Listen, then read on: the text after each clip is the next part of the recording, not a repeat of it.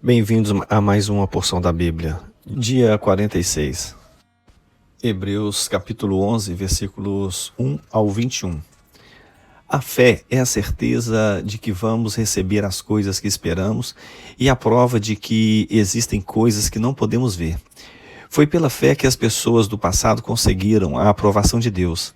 É pela fé que entendemos que o universo foi criado pela palavra de Deus e que aquilo que pode ser visto foi feito daquilo que não se vê.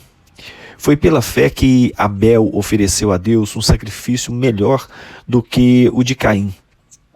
Pela fé, ele conseguiu a aprovação de Deus como homem correto, tendo o próprio Deus aprovado as suas ofertas. Por meio da sua fé, Abel, mesmo depois de morto, ainda fala.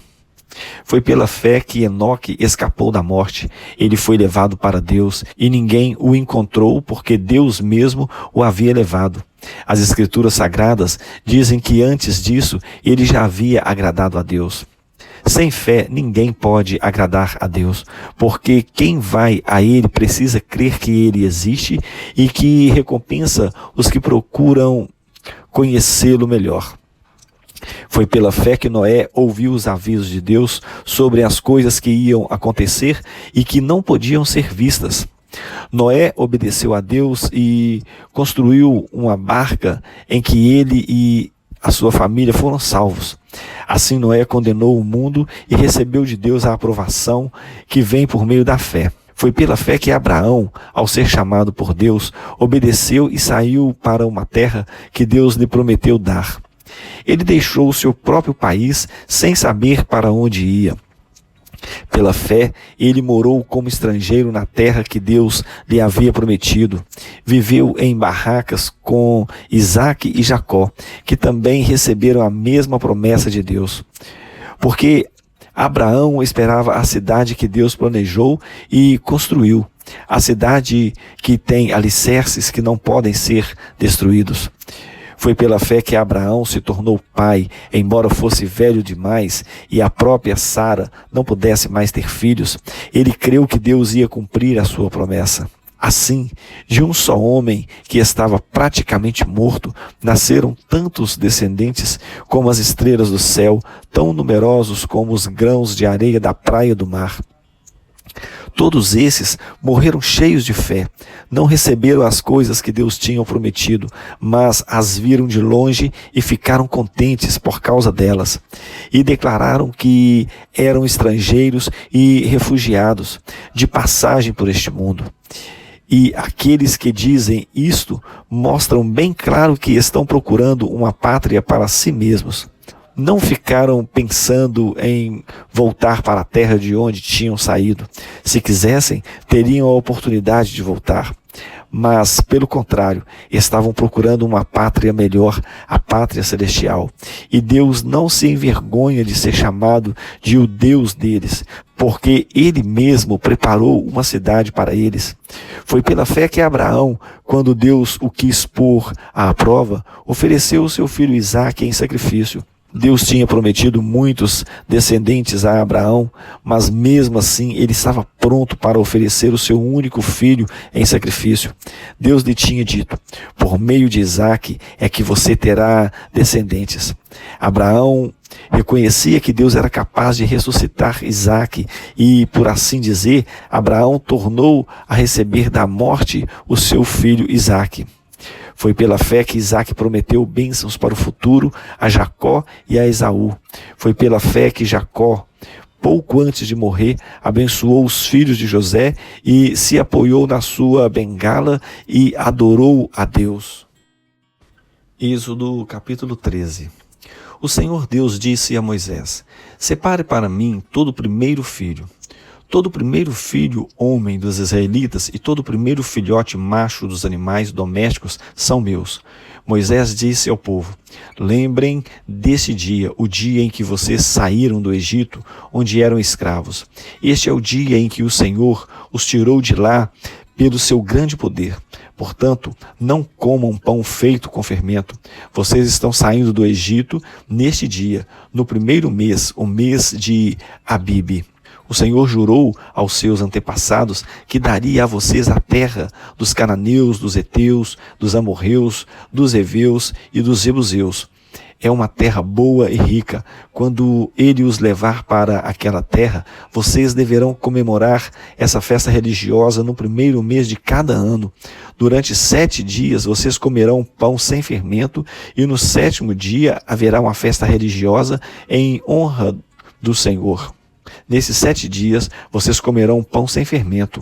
Em toda a sua terra não deverá haver fermento, nem pão feito com fermento. Nesse dia, vocês contarão aos seus filhos que estão fazendo isso por causa daquilo que o Senhor fez por vocês quando saíram do Egito. Essa festa será como um sinal para vocês, como se fosse uma coisa amarrada na mão ou na testa, e os ajudará a lembrarem de recitar e de estudar a lei de Deus, o Senhor. Pois com grande poder ele os tirou do Egito. Portanto, comemorem esta festa religiosa no dia certo, todos os anos. O Senhor Deus fará com que vocês entrem na terra dos cananeus, conforme ele jurou a vocês e aos seus antepassados. Quando ele lhes der essa terra, vocês darão ao Senhor todo o primeiro filho homem, todo o primeiro filhote macho também pertencerá a ele. Mas, se quiserem ficar com o primeiro filhote macho de uma jumenta, ofereçam a Deus um carneiro. Se não quiserem, quebrem o pescoço do jumentinho. Fiquem com todo o primeiro filho homem de vocês, pagando por ele o preço determinado. No futuro, quando seus filhos perguntarem o que isso quer dizer, vocês responderão: com grande poder o Senhor nos tirou do Egito, onde éramos escravos. Quando o rei do Egito teimou e não nos deixar sair, o Senhor matou todos os primeiros filhos no Egito, tanto das pessoas como dos animais. É por isso que oferecemos ao Senhor em sacrifício todo o primeiro filhote macho, mas pagamos o preço determinado para ficar com os nossos primeiros filhos. Isso será como uma lembrança, como alguma coisa amarrada nas mãos ou na testa, e nos fará lembrar que com o seu grande poder o Senhor nos tirou do Egito. Quando o rei deixou que o povo israelita saísse do Egito, Deus não os levou pelo caminho que vai pelo país dos filisteus, embora fosse o mais curto. Deus pensou assim: não quero que os israelitas mudem de ideia e voltem para o Egito, quando virem que terão de guerrear. Por isso, Deus fez com que o povo desse uma volta pelo caminho do deserto, na direção do Mar Vermelho. Os israelitas saíram do Egito armados para guerrear. Moisés levou o corpo de José, pois José havia feito os israelitas jurarem que fariam isso. Ele tinha dito: quando Deus os libertar, levem daqui o meu corpo. Os israelitas saíram de Sucote e acamparam em Etã, onde começa o deserto. Durante o dia, o Senhor ia na frente deles, numa coluna de nuvem, para lhes mostrar o caminho. Durante a noite, ele ia na frente deles, numa coluna de fogo, para iluminar o caminho, a fim de que pudessem andar de dia e de noite. A coluna de nuvem sempre ia adiante deles durante o dia, e a coluna de fogo ia durante a noite. Êxodo capítulo 14. O Senhor Deus disse a Moisés: diga aos israelitas que voltem e acampem em frente de Pi-Airote, entre Migdol e o Mar Vermelho, perto de Baal-Zefon. Assim, o rei do Egito vai pensar que os israelitas estão andando sem rumo, perdidos no deserto. Eu farei com que o rei continue teimoso e persiga vocês. Então eu derrotarei o rei e o seu exército, mostrando assim o meu poder. E os egípcios ficarão sabendo que eu sou Deus, o Senhor. E os israelitas obedeceram. Quando contaram ao rei do Egito que os israelitas tinham fugido, ele e os seus funcionários mudaram de ideia e disseram: vejam só o que fizemos, deixamos que os nossos escravos, os israelitas, fugissem de nós. Então o rei mandou preparar o seu carro de guerra e o seu exército. Ele saiu com todos os carros de guerra, incluindo os 600 melhores, que eram comandados pelos seus oficiais. O Senhor fez com que Faraó, rei do Egito, continuasse teimando, e ele foi atrás dos israelitas, que estavam saindo de maneira vitoriosa. Os egípcios, com todos os seus cavalos, carros de guerra e cavaleiros, saíram atrás dos israelitas e os alcançaram, onde eles estavam acampados, na beira do Mar Vermelho, perto de Pi-Airote e de Baal-Zefon. Quando os israelitas viram o rei e o seu exército marchando contra eles, ficaram apavorados e gritaram pedindo ajuda de Deus, o Senhor. E disseram a Moisés: será que não havia sepulturas no Egito? Por que você nos trouxe para morrermos aqui no deserto? Veja só o que você fez, nos tirando do Egito. O que foi que lhe dissemos no Egito? Pedimos que nos deixasse em paz, trabalhando como escravos para os egípcios. Pois é melhor ser escravo dos egípcios do que morrer aqui no deserto. Porém Moisés respondeu: não tenham medo, fiquem firmes, vocês verão que o Senhor vai salvá-los hoje. Nunca mais vocês vão ver esses egípcios.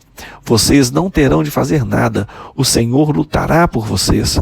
O Senhor disse a Moisés: por que você está me pedindo ajuda? Diga ao povo que marche. Levante o bastão e o estenda sobre o mar. A água se dividirá e os israelitas poderão passar em terra seca pelo meio do mar. Eu farei com que os egípcios fiquem ainda mais teimosos e eles entrarão no mar atrás dos israelitas. E eu ficarei famoso quando derrotar o rei do Egito, todo o seu exército, os seus carros de guerra e os seus cavaleiros. Quando eu derrotar os egípcios, eles saberão que eu sou Deus, o Senhor. Então o anjo de Deus, que ia na frente dos israelitas, mudou de lugar e passou para trás.